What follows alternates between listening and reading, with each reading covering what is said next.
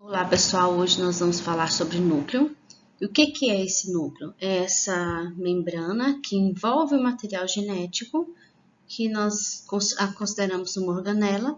Ela foi descoberta por Robert Brown lá em 73, entre 73 e 58, né, que é o período de vida de Robert Brown.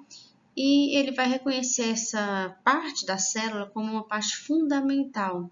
Ele vai receber esse nome de núcleo, que significa semente, lá do grego nux. Ele vai falar assim, olha, isso aqui é uma semente que vai armazenar todas as características de um indivíduo para que ele possa ser reproduzido lá na frente, assim que plantado. Então, o núcleo tem essa característica. Então, o nosso DNA, ele carrega toda a informação genética que o indivíduo precisa para que ele se desenvolva e se torne um indivíduo adulto. O núcleo ele é delimitado, então ele tem uma membrana, né, que a gente chama de envoltório nuclear, carioteca, membrana nuclear. Então essa parte roxinha aqui, essa membrana ela vai ter vários poros nucleares, que são todos esses pontinhos mais roxo mais escuro aqui. E esses poros vão se comunicar com o citoplasma. É responsável pelo controle de todas as funções na célula vão ser auxiliadas pelo material genético que está aqui dentro, vai regular todas as reações químicas, todo o processo metabólico desse indivíduo. Além de ter aqui a codificação genética. Então, se essa célula for multiplicada, ela vai ter uma célula semelhante a ela. Se essa célula ela é multiplicada e depois divide, ela é dividida e depois multiplicada, que a gente chama de meiose, lá na meiose você vai ter indivíduos que vai ter parte das características desse indivíduo. Essa carioteca aqui, a estrutura dela, ela é uma bicamada fosfolipídica, né? Vocês já sabem bem como que é essa estrutura. É uma estrutura que tem lipídios. Essa parte redondinha delas aqui de cima, ela é polar, que ela tem contato com água. Essa parte aqui de baixo, ela é apolar ou hidrofílica, que ela tem fobia de água. Então, tem aqui uma camada em cima e embaixo. Aqui eu tenho os poros nucleares que vão permitir a entrada e saída de substâncias daqui de dentro. Então, a carioteca ela é involúcula, uma caixa que envolve o material genético. Então, essa face externa dela, do lado de fora, ela vai ter a adesão do retículo endoplasmático rugoso e do lado de dentro, ela vai ter aí esses pontos abertos para que tenha a passagem de substâncias para dentro e fora desse núcleo. Então, os poros nucleares, eles são milhares de aberturas que tem aqui na carioteca. Então, cada pontinho desse aqui é um poro nuclear, semelhante a essa imagem aqui. E aí você vai ter as substâncias entrando e saindo de forma controlada. O núcleo ele controla quais substâncias vão poder entrar e vão poder sair. Um exemplo disso é o RNA, né, que tem o mensageiro que vai sair, que vai ser carregado pelo RNA transportador sempre que a célula precisar, e o DNA que nunca sai lá de dentro, ele vai ficar sempre ali dentro desse local. Ah, mas o DNA nunca sai de dentro do núcleo? Não, quando o DNA ele fica exposto dentro da célula, é só no momento da divisão celular em que você tem lá a metáfase, que você, a prófase, onde você tem o desmantelamento dessa membrana, ela se desestrutura toda ao processo de divisão celular e depois ela se reorganiza. Aqui ó, os detalhes, né, em 3D, para vocês terem uma noção desses núcleos. Aqui está todo o maquinário de entrada e saída e ele vai fazer a identificação. E aí essa complexa estrutura aqui desse poro, ela é uma proteína. Então essa proteína aqui é que vai permitir a passagem da substância.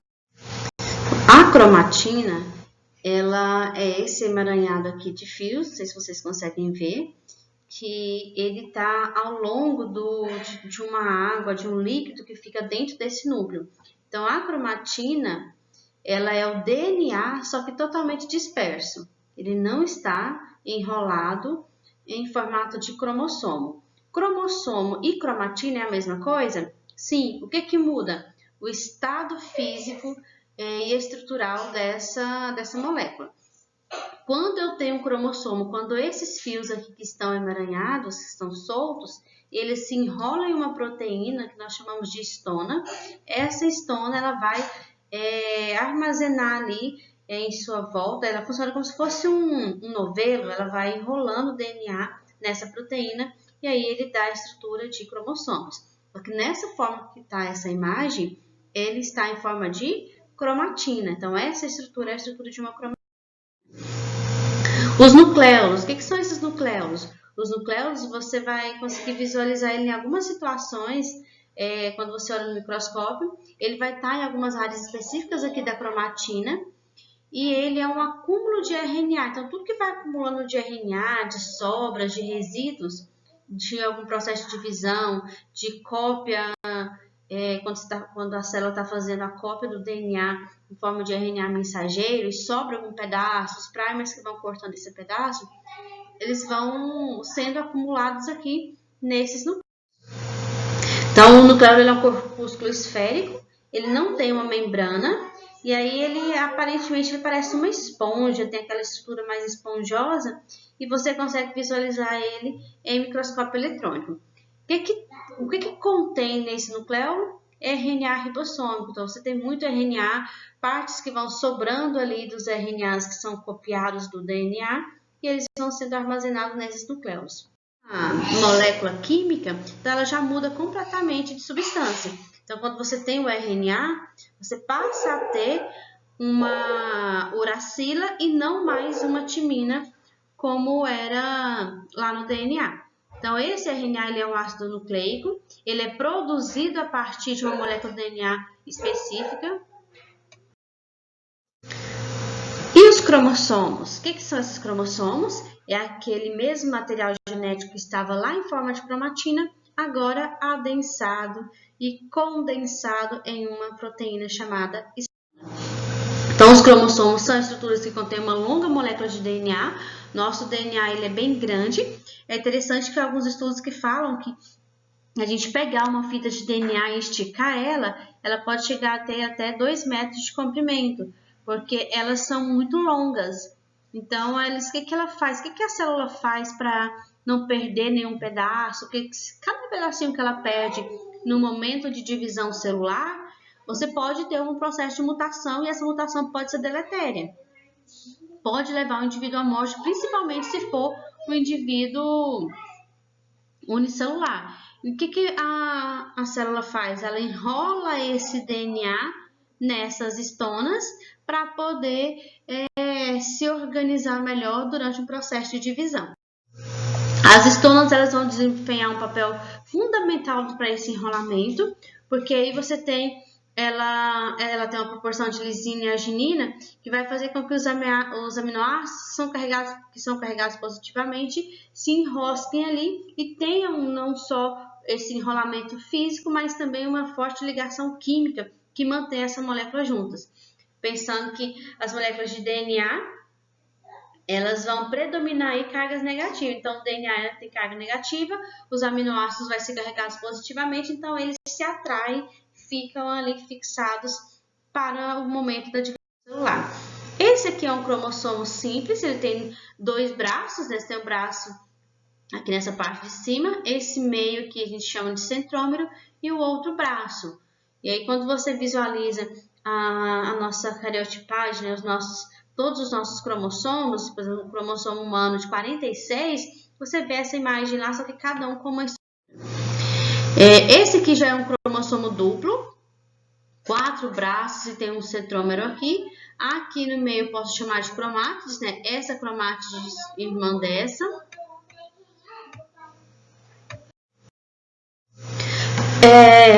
Os cromossomos eles são classificados quanto à posição do centrômero. Por exemplo, olha aqui o centrômero onde está. Essa aqui, o centrômero está bem no centro. Então, ele vai ser chamado de metacêntrico. Esse aqui, ele está um pouquinho acima do centro. Então, ele é chamado de submetacêntrico. O terceiro posicionamento é esse que a gente chama de acrocêntrico. O centrômero está ali, os braços aqui que são na outra aba são bem pequenos. E o telocêntrico, ele só vai ter os dois braços de baixo, então aqui em cima vai ficar o centrômero. E o DNA? Que molécula é essa? O DNA é uma sigla que vai ser a abreviatura do ácido desoxirribonucleico, que no inglês a gente chama de desoxyribonucleic acid. Em português a gente deveria falar ADN, né? Ácido desoxirribonucleico. Como a gente fala o termo DNA, nós estamos falando a sigla da palavra em inglês. A molécula de DNA ela é dupla, uma dupla fita, o RNA só tem uma fita. E aí ele vai ter aí essa composição, essa junção aí com as histonas que vai formar esse cromossomo.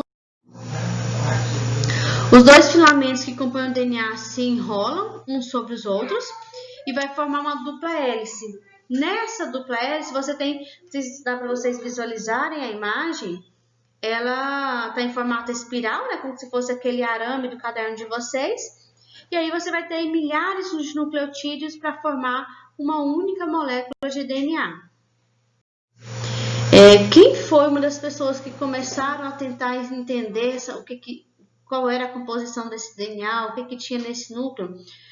Um dos cientistas que trabalhou bastante com isso foi o Michel, e ele começou a pesquisa dele para identificar a substância, que ele retirou os leucócitos, o pus, né, lá do pus de atadura de ferimento infeccionado, no hospital onde ele trabalhava. E aí ele vai pegar esses leucócitos e vai identificar, falar, mas peraí, aqui tem muita molécula de nitrogênio e tem muito fósforo. Então essa molécula ela vai ter um teor alto de nitrogênio e também de fósforo. E ele começou a tentar compreender o funcionamento dessa molécula e compreender a sua composição. É a presença de um oxigênio a mais que eu tenho na molécula de ribose e eu não vou ter essa presença desse oxigênio na molécula de DNA.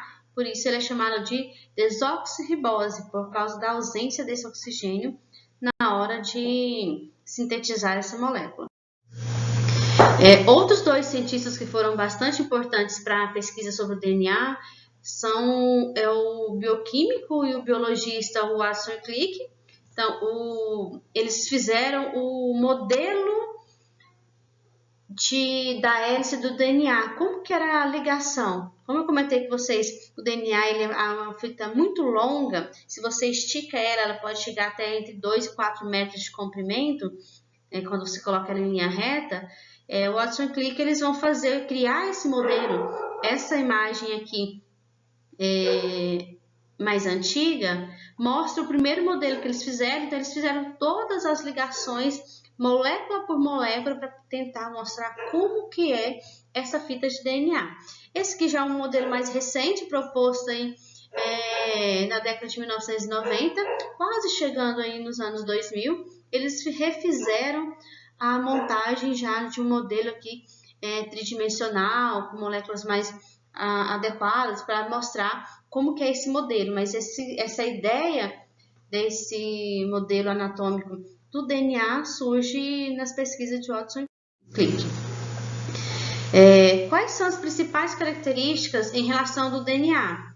Então, o DNA ele está presente em todos os seres vivos existentes e é dentro desse DNA que você carrega as suas características que vai passar para outras gerações. Então, a primeira característica que tem que ser observada é que todas as espécies vivas possuem 4 bases nitrogenadas. Então, essa composição dessas 4 bases nitrogenadas, elas não vão mudar de uma espécie para outra. Então, eu tenho 4 bases nitrogenadas na minha composição aqui do meu DNA. Uma barata tem 4 bases nitrogenadas na composição do DNA dela. Então, não tem diferença nessa composição. Então, o que muda, que faz com que eu seja eritânia e a barata tenha aquela estrutura? Qual que é a diferença entre nós duas? A composição dessas bases. Como essas bases se ligam entre si e o posicionamento dessas ligações químicas. E aí esse posicionamento, a quantidade, a forma que ela é composta é que vai mudar de uma árvore para uma gramínea, de uma pessoa para um animal. Então você tem essa estrutura, essa organização dessas moléculas químicas que vai mudar de um indivíduo para o outro. O DNA isolado, que é a nossa terceira característica, de diferentes tecidos, tem de uma mesma espécie, tem a mesma composição. Então, se eu pegar o DNA que está no meu fio de cabelo até o lado dos meus pés, ele não muda, ele tem a mesma composição. Você tem ali o mesmo DNA correndo em todas as células do teu corpo. Teoricamente, você surgiu ali da metade de uma célula masculina e feminina. Na junção, você já há todas as células que vão surgir a partir daquela primeira que foi fecundada terão o mesmo DNA. Pode acontecer algum processo de mutação nesse tipo de célula que a gente chama de células somáticas? Sim, pode acontecer. E quando ocorre mutações no DNA dessas células ou em algum processo dessas células, normalmente a gente vai dar origem aos tumores, aos cânceres, que há um desajustamento de crescimento celular que não é adequado. Então, ele pode sofrer uma mutação, mas essa mutação ou ela vai ser deletéria ou ela vai causar um tumor no indivíduo quando ela acontece em células somáticas. Em todas as espécies, o número de timinas é igual ao número de adenina e o número de guanina é igual à citosina. Isso não muda, elas se pareiam. Então, aqui dá para ver a imagem. Então, você tem uma amarelinha ligando com a verdinha e uma azul com a vermelha. Então, vai ser sempre assim. Você não vai ter uma adenina se ligando com a citosina. Então, elas fazem o pareamento. Elas se ligam entre si e vai ter sempre a mesma quantidade de um lado e de outro, porque elas se complementam. DNA e RNA. Qual é a diferença? Como que vocês conseguem observar? Uma eu já comentei lá atrás, né, que é no próprio nome da estrutura, você já consegue pensar nessa diferença. Eu tenho aqui a molécula da ribose e tem a molécula da desoxirribose. Você olha para a estrutura molecular delas, é a mesma, basicamente. O que muda? A presença desse oxigênio. Então, esse oxigênio faz com que esse açúcar seja chamado de ribose e esse açúcar seja chamado de desoxirribose, porque se você faz um espelhamento, basicamente é a mesma substância com a ausência de um oxigênio. Então, são dois tipos de ácidos nucleicos, que é o RNA e o DNA, e aí eles têm essa questão desses açúcares nas suas moléculas. E também, outro fator que vai ser as bases nitrogenadas. Você tem a base nitrogenada citosina, guanina, adenina e timina. E no RNA você tem a uracila, que é uma outra diferença também entre esses dois compostos. Eu tenho aqui esse quadro. Então, eu tenho aqui o DNA. O que eu tenho no DNA e o que eu tenho no RNA? Podem ter as mesmas substâncias? Vamos analisar cada um deles? Pentose. O que é uma pentose? É um açúcar. Esse açúcar no DNA eu tenho a desoxirribose, no RNA eu vou ter a ribose. As bases púricas, que é a estrutura desse elemento. Adenina e guanina no DNA. E eu vou ter aqui a adenina e a guanina também no RNA, não muda. As bases pirimidicas, eu vou ter aqui no DNA, eu tenho a citosina e a timina. E no RNA, eu vou ter aqui a uracila e a citosina no lugar aqui da timina. A estrutura, como que é essa estrutura? No DNA, eu tenho duas cadeias químicas, que são helicoidais, né, que elas vão formar aquele enrolamento como se fosse uma espiral de caderno. E no RNA eu tenho apenas uma cadeia molecular.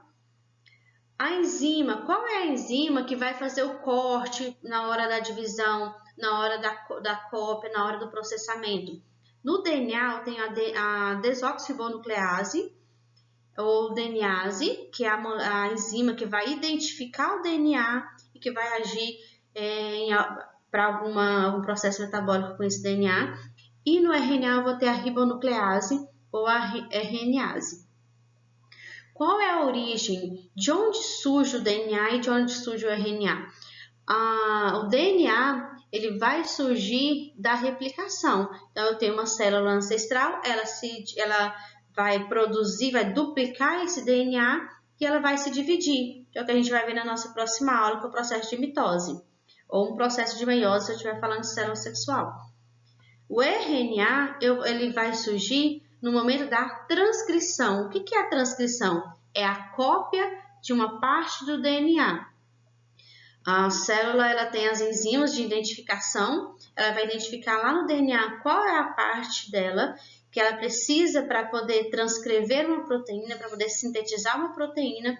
Então, ela faz uma cópia, ela faz um recorte dessa parte e envia lá, vai enviar lá para o ribossomo fazer a síntese de proteínas que a gente viu na aula anterior. Qual que é a enzima sintética? Você tem aqui a RNA polimerase, e aqui a DNA polimerase e a RNA polimerase. Qual é a função do DNA? Armazenamento de informação genética. Todas as características de um indivíduo estão armazenadas aqui no seu DNA. E o RNA, qual é a função dele? Síntese de proteínas. A desoxirribose. O DNA, eu tenho aqui as bases nitrogenadas no interior, vão estar ligadas com uma fonte de hidrogênio, podem ser chamadas de pirimidinas ou de purinas. Então, o grupamento fosfato ele é formado por um átomo de fósforo, que se encontra ligado por 3 ligações simples a um átomo de oxigênio e a 2 moléculas de óxido de oxigênio. Então, eu tenho aqui também essas 3 ligações simples com um átomo com o óxido de hidrogênio e essa ligação dupla aqui com o oxigênio na outra direção. Dá para ver aqui que todos têm essa estrutura. Cada radical fosfato desse, ele liga-se ao carbono 3 da pentose do último nucleotídeo da cadeia, sempre repetindo, então vai ser sempre no mesmo posicionamento que ele vai fazer a ligação. Uma característica da molécula de DNA é que ela estoca informação, transmite com precisão para os seus filhotes, controla todo o desenvolvimento do organismo, tudo que nós vamos fazer é controlado por nossas moléculas de DNA e é passível de mudanças para suportar a evolução. Então, o DNA, ele se adapta e aí nós podemos nos adaptar à mudança climática, nós nos adaptamos a um novo tipo de alimento, a um novo tipo de ambiente. E aí a gente consegue suportar aí e levar nossas características para as próximas gerações.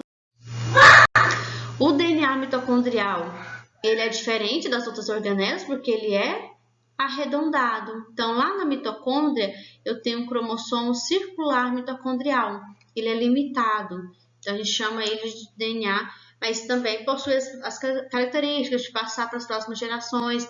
O DNA da mitocôndria mãe vai passando assim para os filhotes.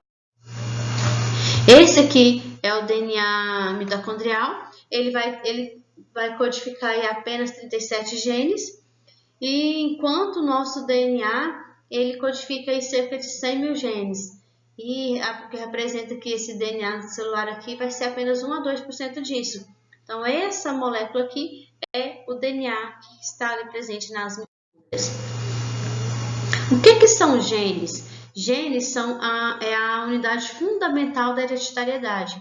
É um pedacinho do DNA que vai carregar uma sequência específica de ácido nucleico que contém uma informação do indivíduo. E esse pedacinho vai falar assim, olha, o cabelo da Elitânia vai ser cacheado, preto e com facilidade de crescimento. Não, o cabelo dela vai ser loiro, os olhos dela vai ser azul e ela vai ter, então o gene carrega essa característica do indivíduo que define ali o que ele vai ser, né? Então é uma sequência específica de ácidos que tem uma função ali onde ele encontra. São sequências especiais de centenas ou até milhares de pares do tipo adenina, timina, citosina, guanina. Então eu tenho aqui um conjunto de ligações, a adenina, timina, citosina, guanina, que tem informação básica, de produção de proteína, do que ela tem que ser feito no meu corpo, qual que é a característica. E algo bem interessante, que alguns estudos mostram que de todo o DNA que nós temos, só 3% dele é funcional. Todo o resto, todos os outros 97% do nosso DNA, ele está ali para ocupar espaço. E a gente ainda não sabe explicar por que eles estão ali. Então, a ciência ainda não consegue explicar.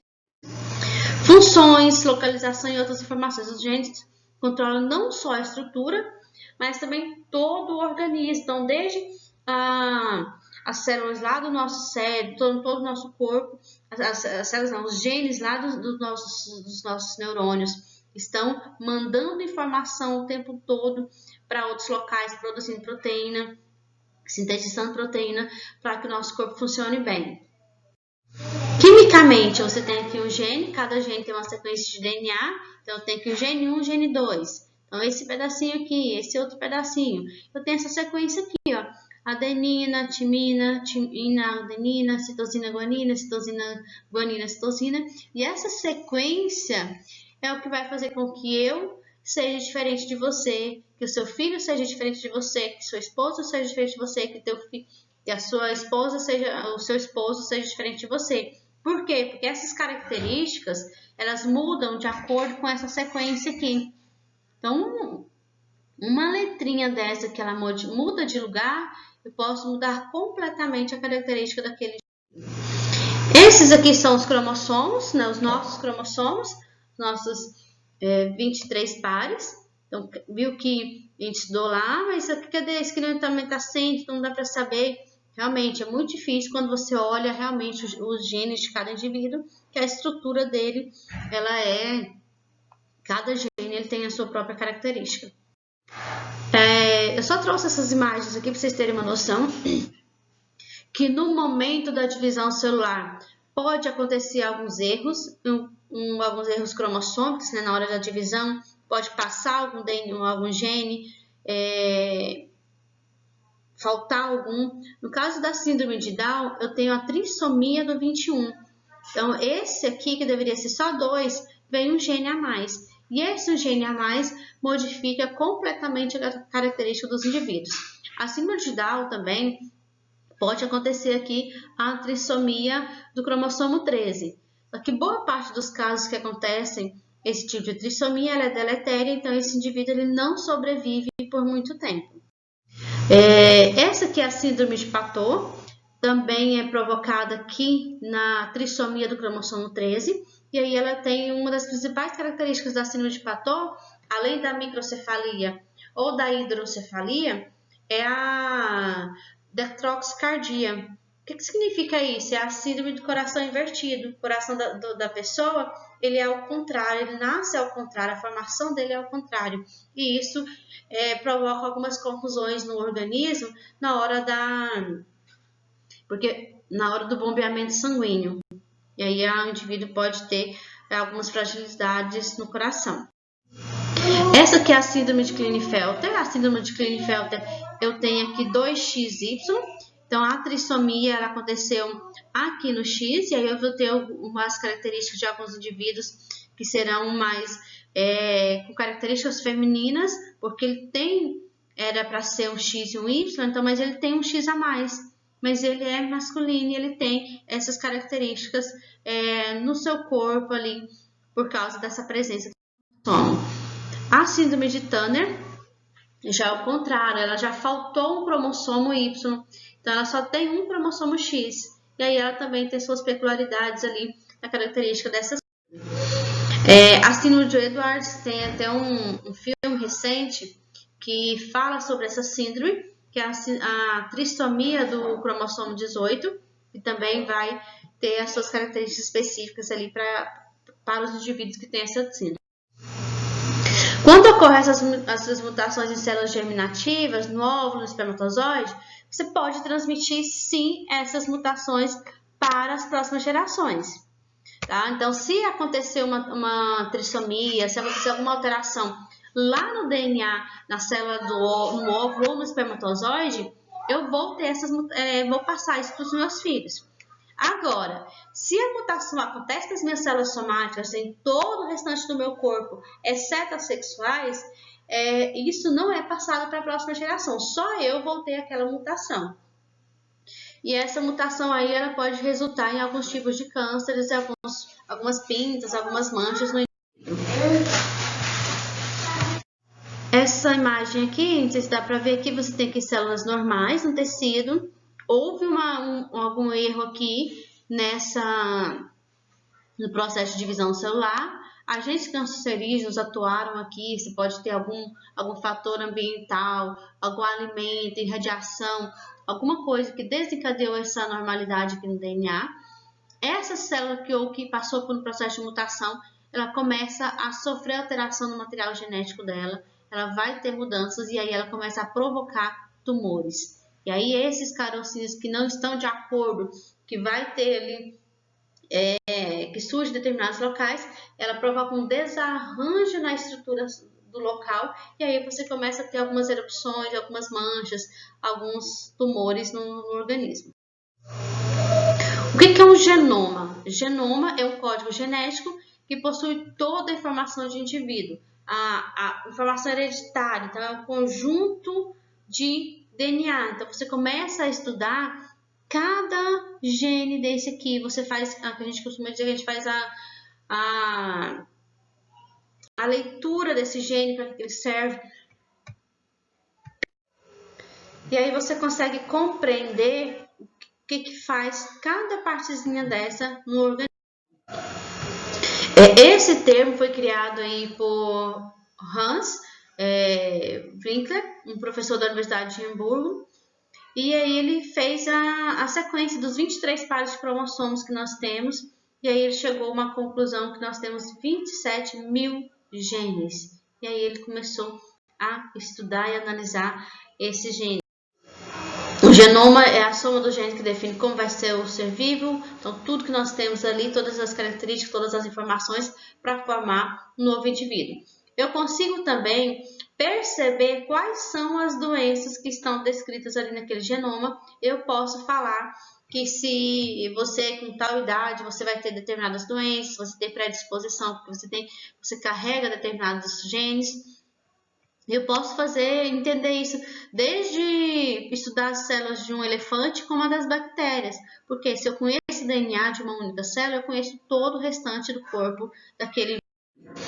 As mutações elas podem acontecer de forma deletéria, no qual você perde um pedaço ali do DNA. Pode ocorrer a duplicação desse pedacinho, de um pedaço de DNA. A inversão, ele era desse local, ele inverte para outro cromossomo. Também é uma forma de mutação. A inserção, eu tenho aqui um cromossomo, e aí ele é deletado desse local, mas ele se insere em outro espaço. Então, eu tenho tanto a deleção quanto a inserção. E eu tenho a translocação, quando ele troca partes de um local para outro, de um gene para outro. E isso pode acontecer por várias situações. Pode acontecer por erros na cópia durante a divisão celular, exposição à radiação ultravioleta ou ionizante, né? Você é exposto ali a alguma irradiação. Agentes mutagênicos químicos, o vírus em si pode fazer isso. Então, tem várias maneiras de se passar por mutação. O que é uma mutação? São mudanças na sequência dos nucleotídeos do material genético do organismo. Então, há uma mudança na sequência dos nucleotídeos do material genético daquele indivíduo. Então, a mutação é isso. Eu vou mudar o DNA daquele indivíduo de alguma forma. Essa foto aqui é do meu filho. Ele tem uma característica bem interessante, que ele tem, se vocês conseguem enxergar, ele tem um olho de cada cor e tem um cabelinho aqui. Então, essa aqui é uma característica específica dele. A gente não sabe, a gente nunca fez um estudo do cariótipo dele, né, do DNA, do genoma dele como um todo, mas a gente sabe que há alguma questão genética relacionada a isso, que permitiu que ele tivesse essas características. Então, não tem assim, não mudou. Então, ele agora está com 6 anos e essa característica continua do mesmo jeito. Pode acontecer com outros tipos também, de outras formas. Eu tenho aqui, por exemplo, nesse gatinho, que ela é bem semelhante à que acontece no meu filho. Essa aqui na mão, eu tive não foi formada a separação aqui dos dedos, ele teve dedos a mais, então tem toda essa constituição. Então, é um processo de mutação que aconteceu nesse. Algo interessante que a gente fala assim que os cupins eles têm capacidade de produzir uma enzima que quebra a glicose que está na molécula de celulose. Nós podemos comer celulose tanto que a gente quiser que a gente não consegue quebrar essa molécula. Então, uma mutação interessante seria, por exemplo, você começar a produzir uma enzima que digere a celulose, assim como os cupins, mas nós não temos essa capacidade. Então, seria um favorecimento do processo de mutação. Mas boa parte das mutações podem sim ser deletérias, então leva aquela célula à morte, ou pode provocar algum tipo de tumor se for em células somáticas e passada de geração para geração se ocorre em células celular. A anemia falciforme é um tipo de mutação que aconteceu há algum tempo no nosso processo evolutivo e ela é prejudicial e foi passada de geração para geração. Então, você tem a substituição aí do aminoácido ácido glutâmico pelo aminoácido valina. E o que acontece com essa hemácia? Essa aqui é uma hemácia normal e essa é uma anemia falciforme. Algumas hemácias elas não conseguem ter essa estrutura circular e ela passa a ter esse formato de foice. E esse formato de foice dela faz com que essas hemácias que precisam carregar oxigênio fiquem presas nas artérias e provoque aí alguns... não esqueci qual que é a palavra, vai formar bolhas, né, dessas hemácias e pode provocar o entupimento dessas veias. Aqui, ó, mais ou menos dá para ver a imagem. Então, elas vão bloquear o sangue, ela vai formar um aglomerado delas, porque é como se elas penetrassem ali naquele espaço e elas não passam, não vão passar de um lugar para outro, de uma artéria para outra. Aqui não, ela com esse formato dela, ela circula tranquilamente carregando oxigênio. As mutações são hereditárias? Depende de onde ela acontece, célula somática ou células celulares. Aqui tem algumas outras mutações que às vezes passam despercebida. Então, eu tenho algumas alterações aqui na planta, que ela para de sintetizar clorofila. Eu tenho aqui que houve uma mudança na coloração. Na estrutura do organismo. Então, eu tenho vários processos de mutação que acontecem normalmente na natureza e às vezes passa despercebida. A gente não dá um olhar científico para aquela situação, mas ela aconteceu por causa de uma inversão ou de alguma situação de mudança nesse material genético.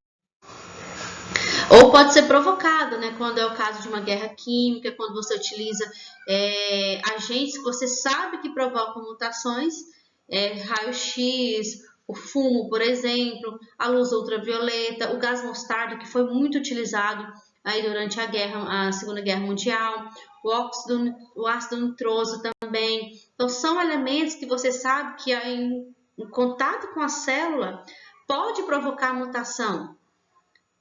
E aí, se você está exposto a isso, você sabe que você tem mais chances de ter processo de mutação, o desenvolvimento de um tumor no teu organismo. Esses aqui é um tumor provocado pelo câncer de pele. E aí, eu até fiz uma pergunta aqui: o que é o O3? O que é o O3? É o nosso ozônio. O que o ozônio tem a ver com isso?